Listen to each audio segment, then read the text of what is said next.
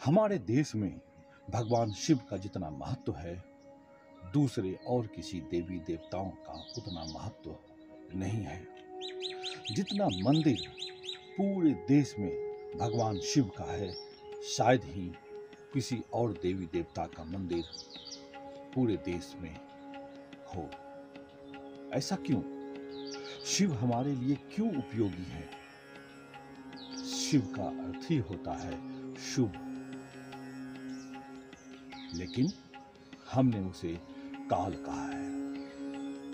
यानी काल एक ऐसा है जो जीवन का एक परम गौरी शंकर है,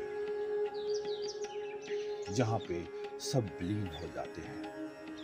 यह सृष्टि, जो पूरे ग्रह नक्षत्र आप देख रहे हैं, उसके बीच में जो स्पेस है वही शिव है, क्योंकि उसी के गोद में सब कुछ है। इसलिए सबको अपने में समाहित किए हुए है वह है शिव। कंठ नीला इसलिए है क्योंकि बुराइयों को अपने कंठ तक रख लेना, न बाहर निकालना, न अंदर पीना।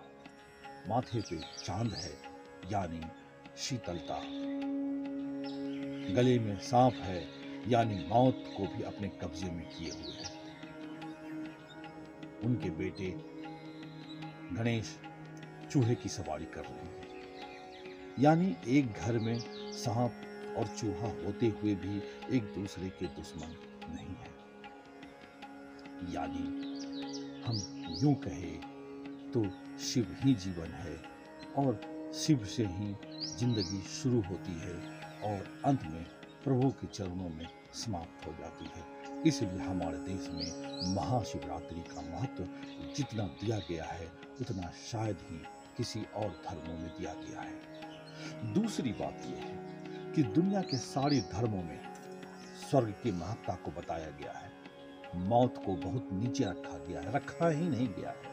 लेकिन हमारे धर्मों में, हमारे शास्त्रों में मौत को सर्वोपरि माना गया है।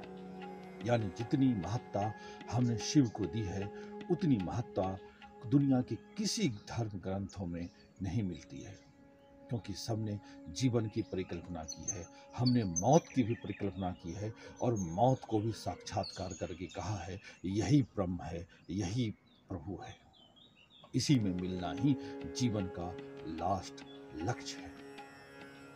इसलिए शिव की आराधना हम सबके जीवन में पुष्प, आनंद और उत्साह से भर दे, ऐसी मेरी कामना है।